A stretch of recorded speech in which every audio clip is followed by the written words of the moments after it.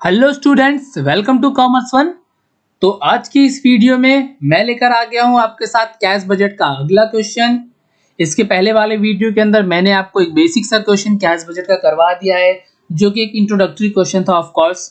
तो इस वीडियो के साथ हम लोग थोड़ा सा और आगे बढ़ते हैं, एक और बेबी स्टेप आगे बढ़ाते हैं और ये क्वेश्चन कैसे सॉल्व होगा देखते हैं। तो चलिए शुरू करते हैं। सबसे पहले क्वेश्चन पढ़ लेते हैं अच्छे से। क्वेश्चन में क्या दिया हुआ है? From the following information of Gayatri Limited, prepare cash budget for 3 months from April to June 2012. Okay, एक चीज यहाँ से क्लियर हो गई, हमें कैश बजट बनाना है 3 महीने का और मंथ क्या क्या रहेंगे, अप्रैल, मई और जून। उसके बाद फर्स्ट एडजस्टमेंट पढ़िए, देखिए cash and bank balance on 1/4/2012 is ₹60,000। हमें हमारा फर्स्ट अप्रैल 2012 को ओपनिंग कैश बैलेंस मिल गया है 60,000। उसके बाद कंपनी की रेगुलर एक्टिविटीज है, सबसे पहली क्या है, सेल्स की है। फरवरी में 6 लाख, 450 मार्च में, 6,50,000 अप्रैल में, मई में 9 लाख और जून में 5 लाख। फिर परचेसेस देखिए 3 लाख फरवरी में, 270 मार्च में, 330 अप्रैल में, 480 आपका हो गया मई में और 240 जून में। उसके बाद वेजेस देखिए 120 फरवरी में, 1,08,000 मार्च में, 1,44,000 अप्रैल में, 1,50,000 मई में और 1,26,000 जून में। उसके बाद ये आपके ओवरहेड एक्सपेंसेस दिए 1,12,500, 97,500, 1,27,500, 1,42,500 एंड अगेन 1,12,500। ये आपकी कंपनी की डिटेल्स दी हुई है, यानी ये चीजें हम लोग को कैश बजट में इंक्लूड करनी है। आगे देखिए क्या दिया हुआ है, assume 40% of total sale are cash sale and 60% of credit sale. जाहिर सी बात है, अगर 40% कैश सेल हो गया तो बचा खुचा 60% तो क्रेडिट सेल ही होगा ना। यहाँ पे ऐसा बोल रहे हैं कि जितनी भी हमारी सेल है उस सेल का अगर हम 40% करेंगे तो हमारी कैश सेल होगी, बाकी का 60% क्रेडिट सेल है। उसके बाद नंबर 40 देखिए, 50% of credit sale are realise in the month following sales and remaining 50% in next month following. यानी कि जितना भी अपना बचा कुचा क्रेडिट सेल का अमाउंट है उसका हमें पेमेंट कैसी मिल रही है, पेमेंट का बताया गया। तो उसकी पेमेंट हमें ऐसे मिल रही है कि 50% पेमेंट हमें सेल होने के 1 महीने बाद मिलेगी और 50% पेमेंट हमें उसके 1 महीने बाद मिलेगी। तो जैसे सपोज करो, अगर मेरी टोटल 10 लाख की सेल हुई है, टोटल मेरी सेल कितने की हो रही है, 10 लाख की। अगर मेरी 10 लाख की टोटल सेल हो रही है जनवरी में, उसके अंदर 40% मेरा कैश सेल है, यानी कि 4 लाख। रुको मैं दिखाता हूं। सपोज करो मेरी टोटल सेल है 10 लाख की, हो गया 10 लाख। इसमें से 4 लाख मेरा जो है, यानी 40% मेरा हो जाएगा कैश सेल और बाकी का रिमेनिंग मेरा हो जाएगा क्रेडिट सेल। तो ये जो क्रेडिट सेल की अमाउंट मैंने ये जो जनवरी में सेल करी ना, जनवरी में करी है, तो ये जो क्रेडिट सेल का अमाउंट है मुझे 3 लाख मुझे फरवरी में मिलेगा और 3 लाख मुझे मार्च में मिलेगा। एडजस्टमेंट यहाँ पे ये कह रहा है, ठीक। इसके बाद आगे पढ़ते हैं, आगे क्या क्वेश्चन में बोला गया है। Overhead expense, sorry, the period of credit allowed by supplier is 1 month. Supplier मतलब हमारे परचेजेस हो गए, यानी कि जो हम लोग खरीदेंगे वही तो अपने सप्लायर बने ना। तो सप्लायर का क्रेडिट 1 मंथ का इन्होंने हम लोग को लैग दिया हुआ है। Overhead expenses include 22,500 per month for depreciation on fixed asset. ये जो हमारी ओवरहेड एक्सपेंसेस है, इस ओवरहेड एक्सपेंसेस के अंदर इन्होंने 22,500 डेप्रिसिएशन भी ऐड कर लिया है। अब जब मैं आपको फॉर्मेट बता रहा था, मैंने ये चीज आपको बहुत क्लियर कट वे में बताई थी कि कैश बजट बनाते टाइम सिर्फ कैश वाली चीजें इंक्लूड करनी है, नॉन कैश एक्सपेंसेस या गेन्स नहीं। तो ये अपनी नॉन कैश एक्सपेंस है। अब डेप्रिसिएशन आप किसी को पे थोड़ी करते हो, वो तो बस निकल जाता है ना, तो वो नहीं लेंगे। The time lag in payment of overhead expenses in 1/2 and wages is 1/1 month. Okay, तो ओवरहेड एक्सपेंसेस का टाइम लैग 1/2 दिया हुआ है और वेजेस का 1 month. In June 2012 debenture interest 37,500 is to be paid. Okay, ठीक है। तो अब कोई भी अपनी कैश बजट का कोई सा भी क्वेश्चन होता है, जो अपनी परंपरा चलती आ रही है, परंपरा को आगे बढ़ाते हुए सबसे पहले क्या करेंगे, अपनी परंपरा तो यही है, सबसे पहले ओपनिंग कैश बैलेंस उठा के लिख दो, जहां भी इसको पहले ढूंढो क्वेश्चन में किधर पड़ा हुआ है मेरा opening cash balance. Opening cash balance मेरा ये मिल गया, मैंने ये लिख दिया। अब ये मत बोलना कि 60,000 मैंने कहाँ से लिख दिया, पहली लाइन ही देखो मैंने यहाँ पे पढ़ी है 1/4/2012 को 60,000 मेरा ओपनिंग कैश बैलेंस है, वहां से लिखा है। उसके बाद क्या करते हैं, उसके बाद जितनी भी अपनी रिसीट होती है यानी इनकम होती है ऐड करते हैं। सो यहाँ पे देखो इनकम क्या है, sales, purchase, wages, overhead expenses. अभी इनकम तो मेरे को एक ही दिख रही है, सेल्स। अब सेल्स भी उसके अंदर अपने कैश सेल और क्रेडिट सेल मिक्स करके दिए, तो हम लोग को वो अलग करना पड़ेगा। ठीक है, तो कर लेते हैं अलग, कौन सी बड़ी बात हो जाएगी, करना तो है ही। फरवरी, मार्च, अप्रैल, मई और जून, ये हो गया, डिटेल्स लिख दी। अब हमारे जो इसकी अमाउंट क्या कह दी वो लिख लेते हैं। आपका ये था 6 लाख, फिर ये था आपका 4,50,000 मार्च में, अप्रैल में आपका था 6,50,000, उसके बाद आपका था 9 लाख, उसके बाद आपका है जून में 5 लाख सॉरी। उसके बाद ये अगर आपकी टोटल सेल है, मैं टोटल लिख देता हूँ, ठीक है, टोटल सेल। अब अगर मैं इस टोटल सेल का 40% करता हूँ ना, तो जो मेरा आंसर आएगा वो पता है क्या होगा, वो होगा कैश सेल। ठीक है, तो अगर मैं करता हूं तो मुझे क्या करना है, कुछ नहीं, बस जैसे हम लोग बच्चों की तरह करते हैं वो बच्चों की तरह करते जाओ। 6 लाख का 40% निकाल दो, क्या आ जाएगा 2,40,000। फिर 4,50,000 का इसका भी 40% निकाल दो। एक सेकंड, इसका 6 लाख का मैंने सही करा कि नहीं, एक सेकंड चेक कर लेता हूँ, सही है। फिर 4,50,000 का 40% निकाल दीजिए, देखिए कितना आएगा 1,80,000। फिर 6,50,000 का 40% निकाल दीजिए, आपका आ जाएगा 2,60,000। ओके, सो अब इसके बाद भी 9 लाख का 40% निकाल दीजिए। सो 9 लाख इंटू 40%, सिंपल सी बात है, बचपन से करते आ रहे हैं, कोई बड़ी बात नहीं है। 9 लाख कीजिए, फिर इंटू कैलकुलेटर में 40% लिखिए, हो जाएगा, क्या आ जाएगा आपका 3,60,000। उसके बाद 5 लाख का 40% आपका हो जाएगा 2 लाख। ये हो गया। ये मेरा जो आया ये क्या आया पता है, ये कैश सेल आया। अब ये जो मेरे टोटल सेल है 100 पे दिया हुआ है, 100 में से 40 माइनस करने के बचेगा तो 60% ना। तो मैं अगर ये 6 लाख का 60% ना करके मैं डायरेक्ट 6 लाख में से 2,40,000 माइनस कर दूंगा, तो भी जो मेरा बचेगा, बचा हुआ अमाउंट मेरा क्या होगा, क्रेडिट सेल ही तो होगा ना।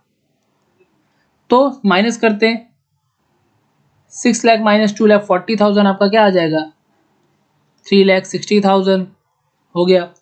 फिर 4 लाख माइनस 1,80,000 आपका क्या हो जाएगा 2,70,000।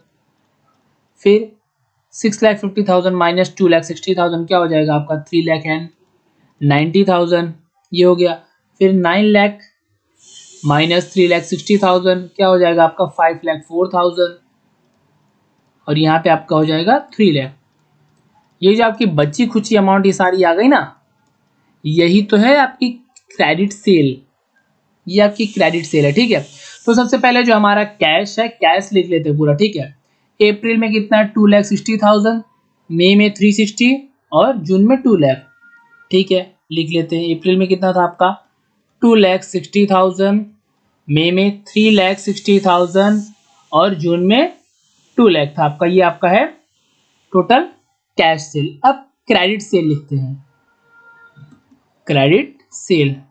अब क्रेडिट सेल हमारे पास आ गया है, देखो ना ये आ गया है, लेकिन मैं इसको लिख नहीं सकता, मैं नहीं लिख सकता इसको। क्यों?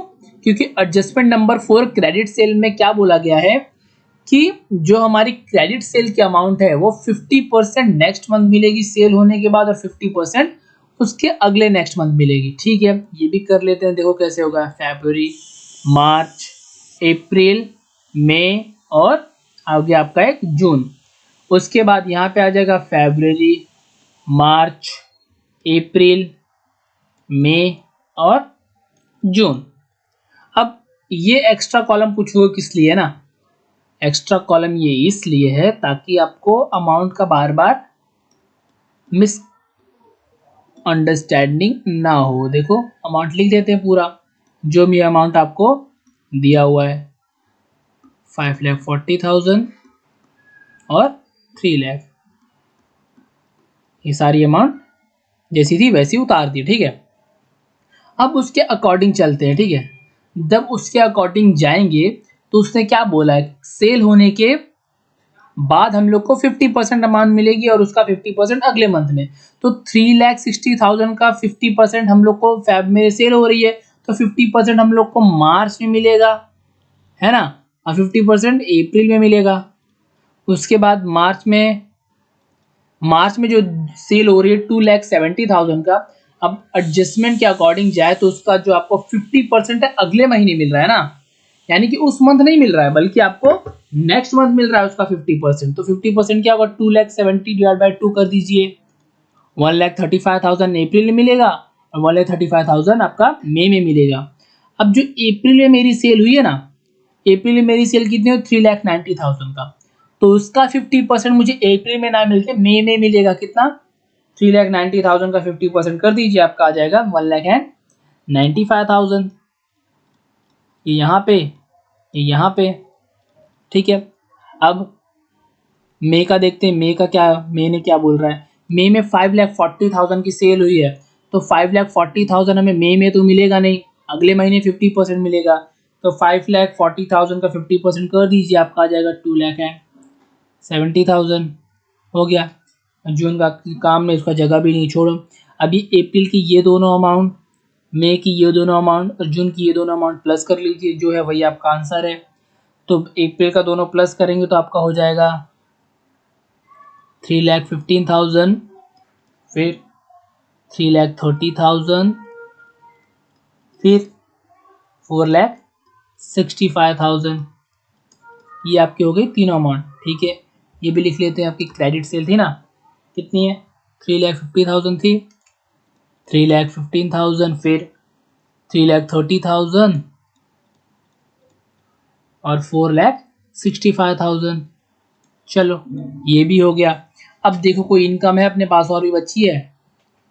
सेल्स हो गया, परचेस इनकम नहीं है, वेजेस इनकम नहीं है, ओवरहेड एक्सपेंस इनकम नहीं है, इंटरेस्ट इनकम नहीं है। ठीक है, सारी इनकम अपनी कंप्लीट हो गई। तो अब क्या करेंगे, परंपरा को आगे बढ़ाएंगे। टोटल, ठीक, अब क्या करेंगे, लेस करेंगे जितनी भी हमारी पेमेंट्स हुई है वो सारी पेमेंट्स क्या करेंगे, लेस करेंगे। तो सबसे पहली पेमेंट देखो क्या है, परचेसेस है। अब परचेसेस है मतलब क्रेडिटर्स है या सप्लायर्स है, कुछ भी लिख सकते हो आप। सो देखो परचेसेस का मैं, ये देखिए नंबर 5 इसका एडजस्टमेंट देखिए, the period of credit allowed by supplier is 1 month. अब ये भी मैं वैसे नहीं लिख सकता, क्यों नहीं लिख सकता बताओ, क्योंकि इसके ऊपर भी एक एडजस्टमेंट है। चलो कोशिश करते हैं सॉल्व करने की।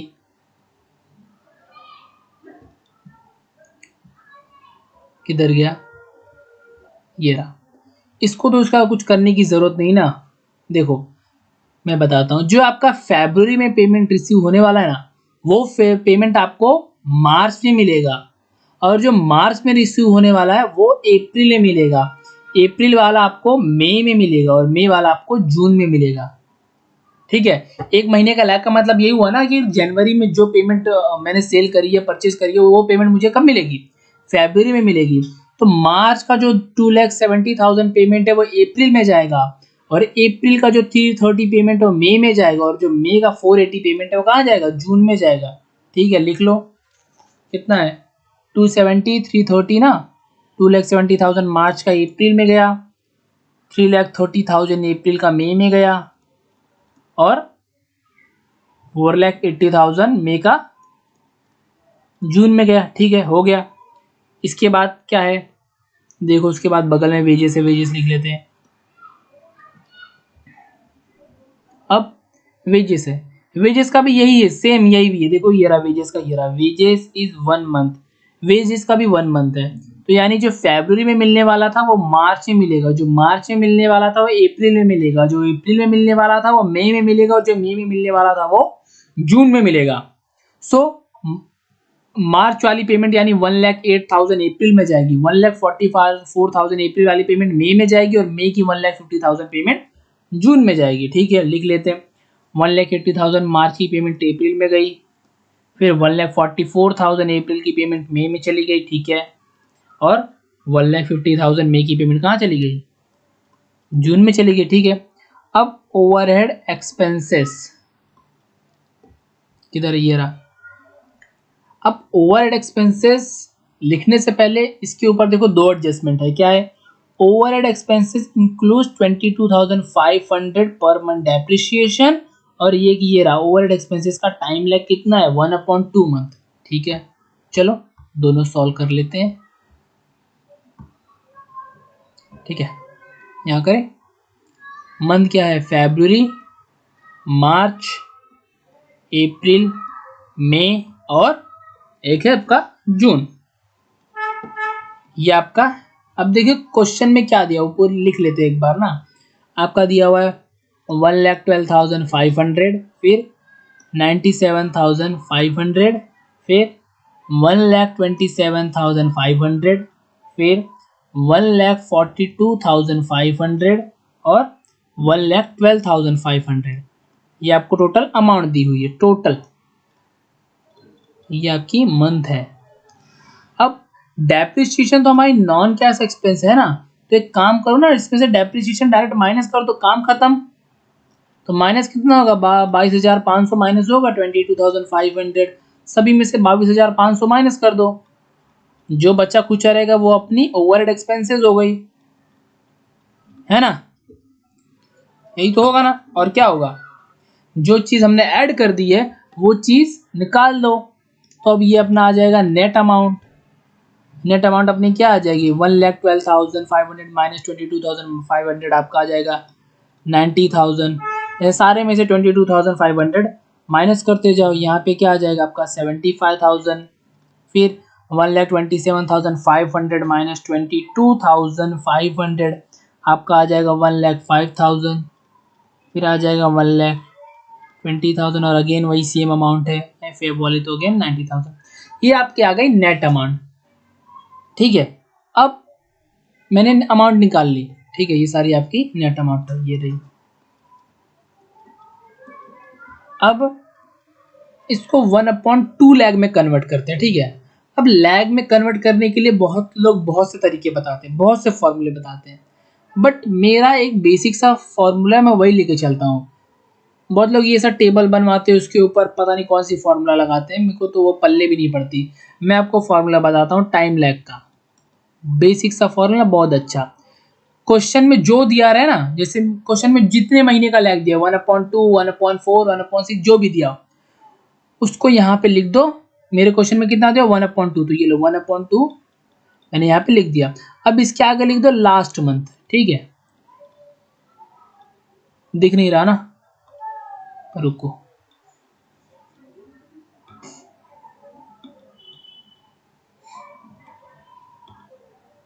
इसको इरेज कर दे, क्लियर लिखते हैं ताकि दिखे ना, नहीं तो फायदा क्या हो मेरा पढ़ाने का इतना, है ना?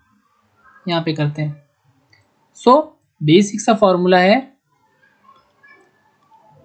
जो भी आपको क्वेश्चन में लिखा रहा है उसको लिख दो सीधे। मेरे क्वेश्चन में 1/2 लिखा था तो मैं 1/2 लिख रहा हूँ। आपके में 1/4 है। क्वेश्चन में जो अमाउंट जो दिया रहा है ना, ये हिस्सा वही लिखना है।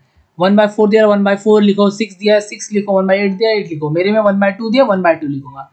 अब प्लस कर दो। प्लस करने के बाद आपकी ये वाली अमाउंट है ना, ये वाली, इसको 1 से माइनस कर दो।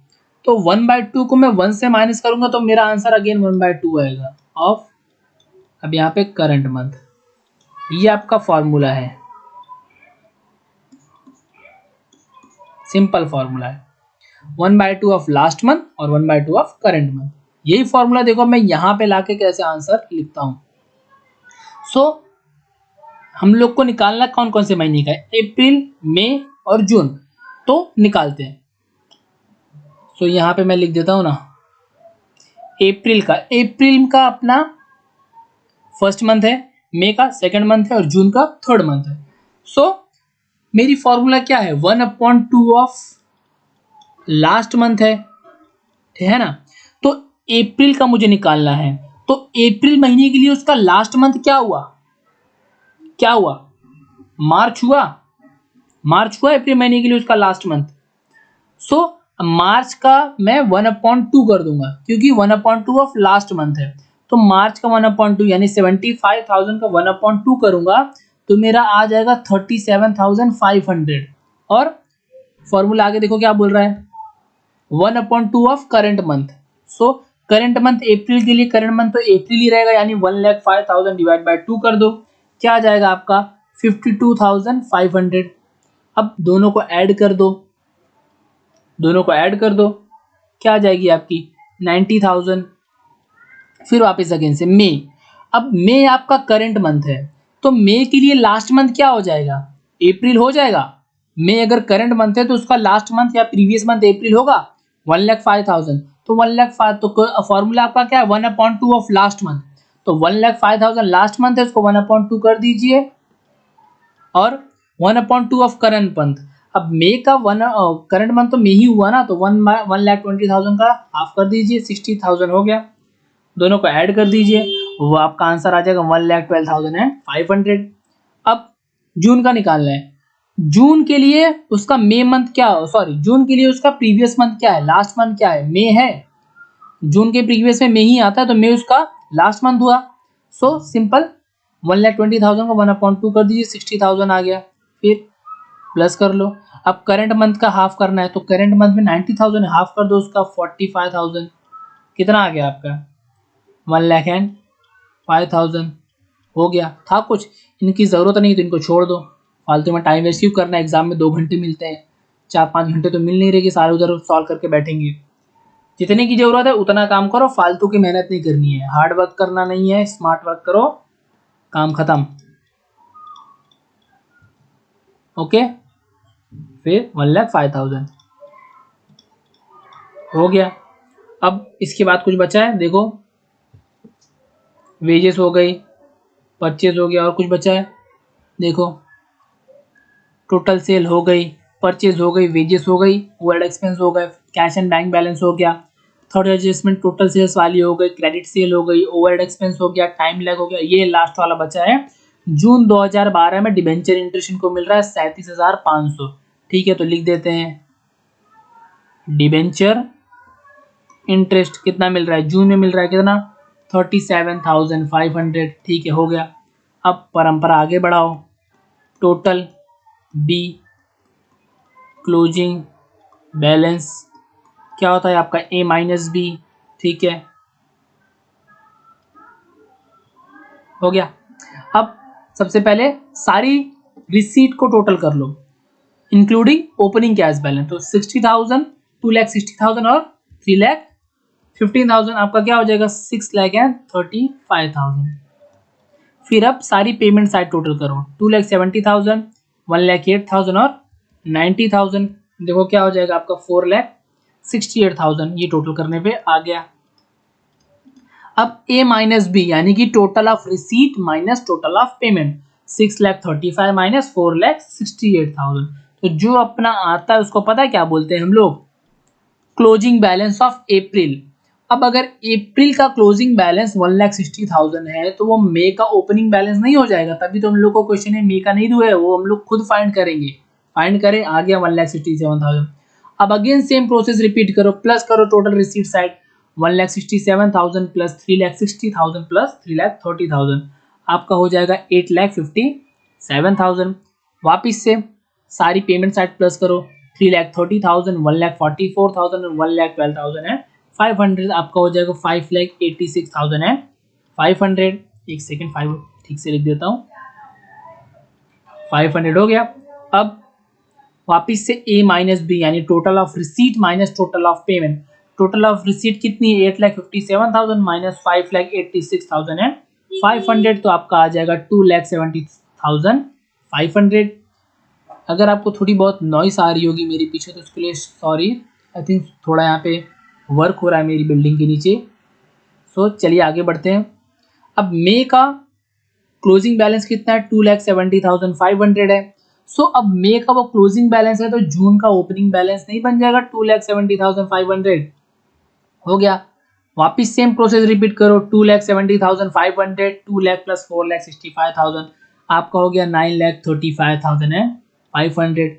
वापिस से पेमेंट साइड सारी ऐड करो, 4,80,000, 1,50,000, 1,05,000 एंड 37,500, 7,72,500, ये हो गया। अब ए माइनस बी कर दो, 9,35,500 माइनस 7,72,500, तो ये आपका आ गया 1,63,000। हो गया, खत्म क्वेश्चन, इजी पीजी। आप लोग क्वेश्चन की प्रैक्टिस कीजिए, तब तक के लिए goodbye and happy learning.